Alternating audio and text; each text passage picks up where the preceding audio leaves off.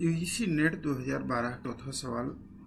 The limited effects model of mass communication was encounter to इससे संबंधित है और इसमें 4 ऑप्शन दिए गए हैं: ABX model, diffusion model, circular model और हाइपोडर्मिक निडल मॉडल। जब हम क्वेश्चन को एक्सप्लेन करते हैं, देखते हैं कि आखिर ये क्वेश्चन क्या पूछ रहा है और क्या इसका आंसर हो सकता है। तो सबसे पहले लिमिटेड इफेक्ट्स थ्योरी क्या है, इसके बारे में जानते हैं। लिमिटेड इफेक्ट्स थ्योरी बताती है कि किसी व्यक्ति पर मीडिया का बहुत कम प्रभाव होता है। इस थ्योरी को सोशल साइंटिस्ट पॉल लेजरफील्ड ने डेवलप किया था। जब हम इस थ्योरी के मेन पॉइंट्स को देखते हैं तो इसमें ये कहा गया है कि मीडिया से जो मैसेज हमें प्राप्त होता है, जो संदेश हमें प्राप्त होता है, उसको हम अपने इंटरपर्सनल रिलेशनशिप के साथ में, लोगों की ओपिनियन के साथ में, अपने परिवार के साथ में डिस्कस करते हैं और उसके बाद अपने मत का निर्माण करते हैं। और मीडिया का जो प्रभाव किसी व्यक्ति में होता है वो इंडिविजुअल और ग्रुप, क्योंकि इन सभी की जो कैरेक्टरिस्टिक्स है वो अलग होती है, इनके बैकग्राउंड अलग होते हैं। इसलिए हम ये नहीं कह सकते हैं कि मीडिया से जो मैसेज प्राप्त हो रहा है, जो सूचनाएं प्राप्त हो रही, जो संदेश आ रहे हैं, उसका लोगों पर सीधा प्रभाव होता है। अब जो ऑप्शन दिए गए हैं हम उन पर एक बार चर्चा करते हैं कि ऑप्शन में क्या कहा गया है। पहला जो ऑप्शन है वो एबीएक्स मॉडल के संबंध में कहा गया है कि क्या लिमिटेड इफेक्ट्स मॉडल एबीएक्स का काउंटर है। तो एबीएक्स मॉडल को देखते हैं तो ये कम्युनिकेशन प्रोसेस पर बात करता है कि एबीएक्स मॉडल ये बताता है कि दो व्यक्ति ए और बी हैं, वो किसी एक टॉपिक पर एक्स जो टॉपिक है उसके बारे में बात कर रहे हैं। ये मॉडल इफेक्ट्स के बारे में बात ही नहीं कर रहा है, ये केवल हमारे कम्युनिकेशन प्रोसेस पर बात कर रहा है। इस मॉडल को 1953 में थियोडर एम न्यूकॉम्ब ने डेवलप किया था। इन्होंने एक पेपर दिया था जिसका टाइटल था an approach to the study of communication acts. मतलब इसमें कहीं भी हम इफेक्ट की बात ही नहीं कर रहे हैं कि मीडिया का कोई इफेक्ट होता है।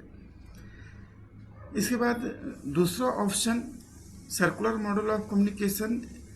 ये मॉडल भी बेसिकली कम्युनिकेशन प्रोसेस पर ही बात करता है। सर्कुलर मॉडल ऑस्गुड मॉडल और विल्बर सैम के मॉडल को मान सकते हैं, जिसमें ये बताता है कि कम्युनिकेशन एक जगह से शुरू होकर के, सेंडर से शुरू होकर के रिसीवर तक जाता है। देन थर्ड ऑप्शन है diffusion model of communication. Third option जो सी दिया गया है वो डिफ्यूजन मॉडल ऑफ कम्युनिकेशन से संबंधित है। और जैसा कि हम जानते हैं कि डिफ्यूजन मॉडल होता है, हम कोई आइडिया को जब सेपरेट करते हैं तो किस तरीके से लोग उसको एक्सेप्ट करते हैं। यहाँ पर भी हम इसके इफेक्ट पर बात नहीं कर रहे हैं, इसमें आइडिएशन की बात करते हैं कि कैसे आइडिया एक्सेप्ट होती है। और इसके 5 चरण दिए गए हैं: awareness, interest, evaluation, trial and adaptation. कि कोई भी नई आइडिया आती है तो लोग उसके बारे में अवेयर होते हैं, उसमें इंटरेस्ट लेते हैं, उसको इवेल्युएट करते हैं, उसका ट्रायल करते हैं और उसको अडॉप्ट करते हैं। मतलब ये भी मीडिया के इफेक्ट की बात नहीं करता है। इस क्वेश्चन का जो डी ऑप्शन है वो हाइपोडर्मिक निडल मॉडल से संबंधित है, जिसे हम बुलेट थ्योरी भी कहते हैं। बुलेट थ्योरी में ये बताया जाता है कि मीडिया जो मैसेज देती है उसका समाज पर, उसका ऑडियंस के माइंड पर डायरेक्ट इफेक्ट होता है। इस मॉडल को हैरोल्ड लासवेल ने 1920 और 30 के दौरान कैंपेन्स का एनालिसिस करके किया था। और उन्होंने ये कहा कि जो है मीडिया ऑडियंस को मैनिपुलेट कर सकती है। इसमें बताया गया है कि ऑडियंस पैसिव होती है और वो मीडिया को क्रिटिकली एक्सेस नहीं करती है। मीडिया जो मैसेज देती है उसका लोग उसी तरीके से सोचते हैं जैसा मीडिया कहना चाहती है, या जैसा उसमें उसका जो इंटेंशन होता है उसी तरीके से लेते हैं। And mass media has a powerful effect, और लोगों पर मास मीडिया का बहुत ज़्यादा प्रभाव होता है। इस चीज़ को डिस्कस किया गया है। अब आइए हम जो हमारा फोर्थ क्वेश्चन है उसके ऑप्शन पर चलते हैं।